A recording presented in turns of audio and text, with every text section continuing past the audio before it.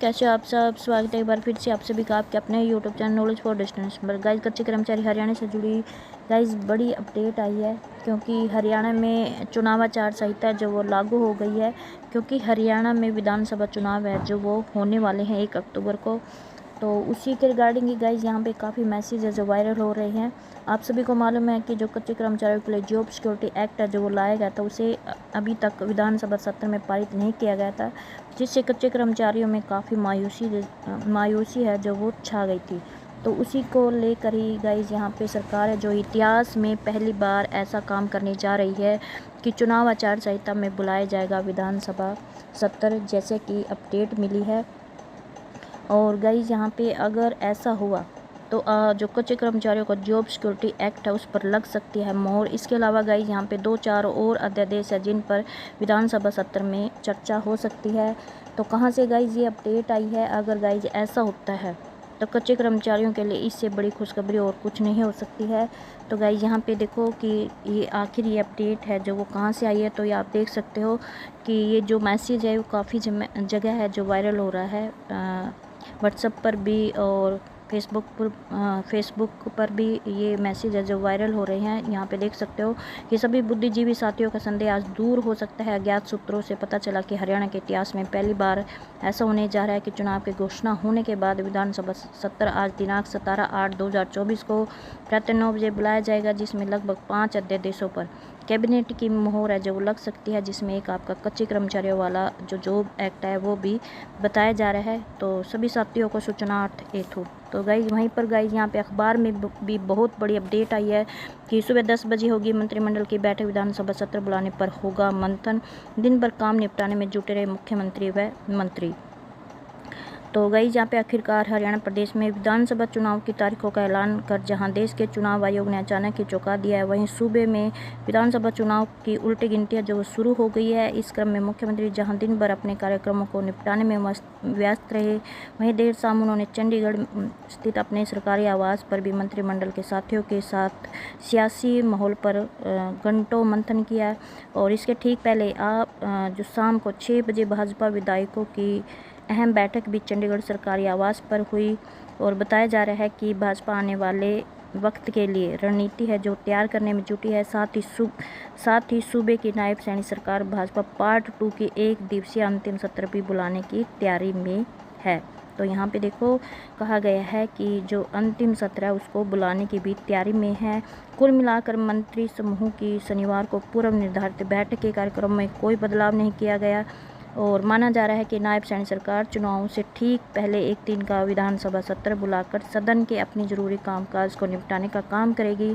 चुनाव आयोग की प्रेस कॉन्फ्रेंस पर जब सुबह सवेरे पत्रकारों ने सीएम से सवाल दागा तो उन्होंने हैरानी जताई व हैरानी से उल्टा सवाल दागा कि कौन कह रहा है कि चुनाव अपने वक्त पर होंगे। कुल मिलाकर यहाँ पे दोपहर बाद घोषणा का स्वागत करते हुए उन्होंने कहा कि नायब चुनाव जो भाजपा है वो चुनाव के लिए तैयार है, हम हैट्रिक लगाएंगे। वैसे शुक्रवार को हरियाणा की तारीखों के ऐलान पर पूरी तरह से असमंजस बना हुआ था। अचानक ही जम्मू कश्मीर के साथ हरियाणा की तारीखों के ऐलान से सभी को हैरानी में डाल दिया और इससे पहले ही संभल पाते कि आचार संहिता जो वो लागू हो गई।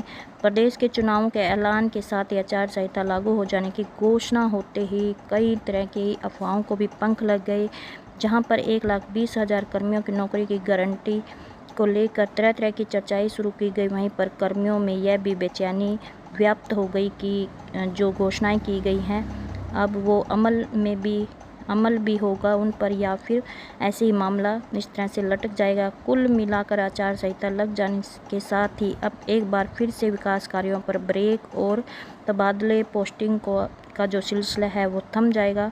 और शुक्रवार सुबह पत्रकारों से वार्ता के दौरान सीएम नायब सिंह सैनी पूरी तरह से अस्वस्थ नजर आए और कहा कि तय समय पर ही चुनाव होंगे। गाइस यहाँ पे देख सकते हो कि 13 सितंबर से पहले सत्र बुलाना जरूरी।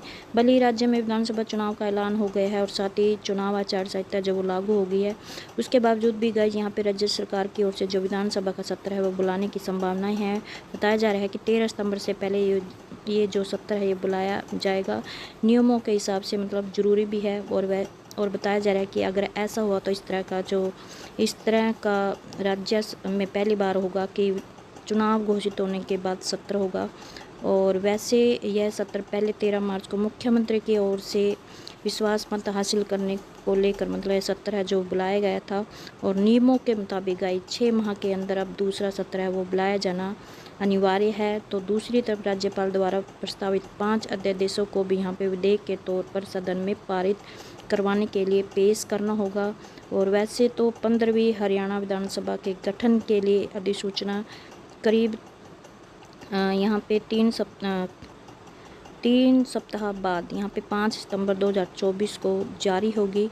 तो गाइस यहाँ पे देखो ये यहाँ पे भी लिखा हुआ है कि 6 माह के बाद जो दूसरा विधानसभा सत्र है वो बुलाया जाना अनिवार्य है। और 13 सितंबर से पहले जो ये सत्र है ये बुलाया जाना जरूरी को बता दें कि सरकार विधानसभा सत्र है वो बुला सकती है और 100% ये सत्र है जो वो बुलाया जाएगा।